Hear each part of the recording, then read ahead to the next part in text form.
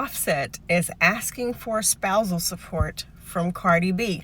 Let's talk about it. I remember posting a video a week or so ago, and I talk about why women should not date down and some of the things that will happen if you do that. Okay, stick with me here. Hold on. One of the things that I mentioned is that you might end up having to pay him alimony, and a lot of women avoid ending their relationships because they don't want to pay that. Hold on, I'm not finished yet.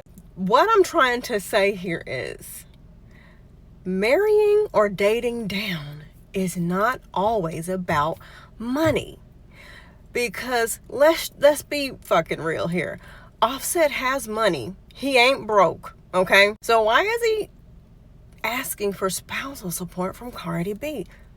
To make a point, as a last-ditch effort to control and manipulate her. Dare I say, Cardi B is more famous than Offset. Cardi B definitely raised his stock a little bit. Sometimes men are not necessarily with you to get money from you. Sometimes it's about social currency. And I feel like it's the same thing with Halle Bailey and DDG. The social currency. You elevate my status in some way. Especially in Hollywood and the entertainment industry, that shit's important. Who you know and who you are in proximity to is important. And we know. Those of us who have been around the block a couple times, we know what it looks like. You know, it's those celebrity couples who get together. Sorry, there was something in my eye. But it's those celebrity couples who, when the news breaks that they're together, you have that moment when you're like, oh. And, you know, especially with Halle Bailey, I don't know her personally. I don't know anything about her, you know, as far as, you know, her being an actress, very successful. When I saw that they were together, and mind you, I didn't know anything. I did not know who DDG was until her.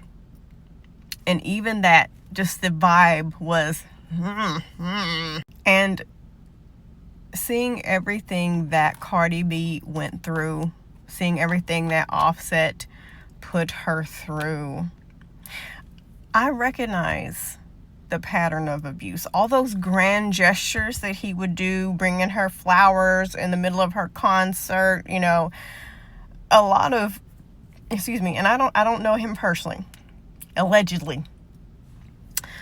A lot of abusers, when they have abused you, or even cheaters, when they have cheated on you, they will do a big public gesture so that when you end things with him, they think we're stupid and we're not going to peep shit.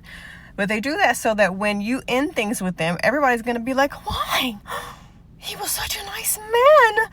He gave you 15,000 bouquets of roses. What do you mean? Or, ladies, what do they do when they want to trap you?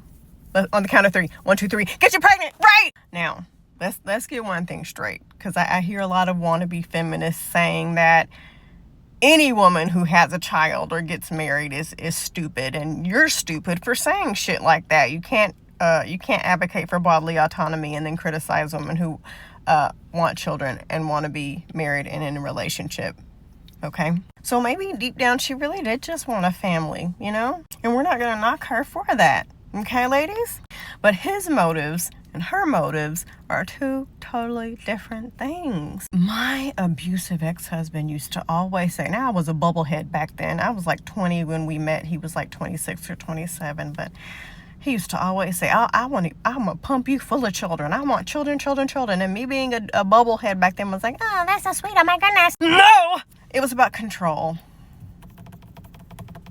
He didn't want me outside. He didn't want me, you know, aspiring to do things without him. He didn't want me to easily be able to get away from him. He didn't want me to be, because a lot of men, especially black men, don't think single moms are desirable. He didn't want me to be desirable to anybody else. And I'm so proud of myself. It took me 5 years, but I still left his ass. Let me just say this. There will always be exceptions to the rule. There's always going to be somebody who married the lowly minimum wage person who works at, you know, whatever place, and they're this high and mighty CEO, and then she meets him at his place of work and they fall in love, and he turns out to be a great husband and a great father. But most of the time, and especially for Black women, that shit's dangerous. It's not a good idea. You're going to spend the whole marriage trying to keep his attention because he's constantly going to get bored. You're going to spend the whole marriage arguing and questioning him because he's always going to say some passive aggressive shit under his breath whenever you are having a successful moment, or whenever you splurge and get something nice for yourself.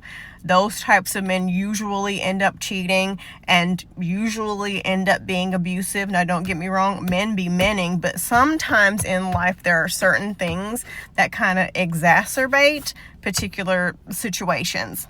Men are threatened by successful women. That's just what it is. That's why when it's time to discuss who's going to stay home with the kids, it's usually always the woman, because he ain't going to give up his career. When it's time to discuss, who we're going to move across the country for, he ain't moving across the country for your job, but you're going to move across the country for his job. We have to. I'm begging. We have to raise our standards. We have to stop feeling sorry for these dudes. God damn it, we have to stop feeling sorry for these men. We have to stop.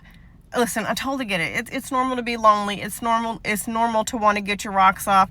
I'm not saying don't, get a sneaky link or whatever, but as far as the relationship part, we had to get to a point where we're okay with being single indefinitely, because when you start to get desperate, and I'm not saying this was Cardi B's case at all.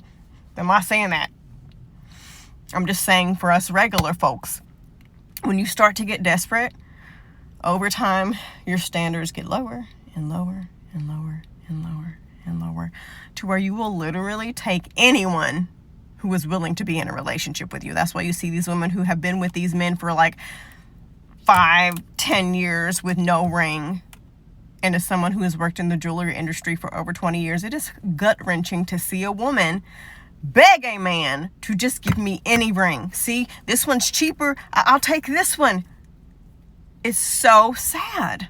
This is why, and I said this in another video the other day, this is why men threaten women with being single. It's not necessarily because they are projecting. That might be a part of it, but it's because they know that most of us being single for a long time or forever is the worst possible thing. Tell me I'm lying. If some kind of fairy or God or whatever ascended from the sky and said, "Hey, Samantha, you're going to be single for the rest of your life," a lot of y'all would spontaneously combust.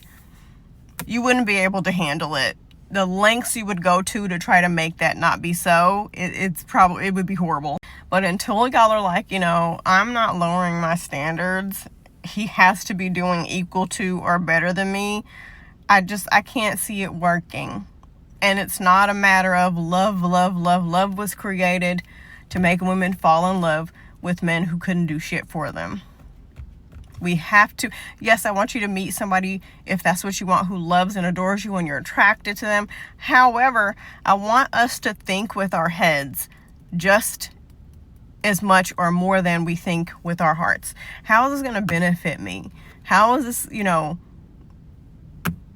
why is he trying to latch on to me? What does he need? What is he looking for?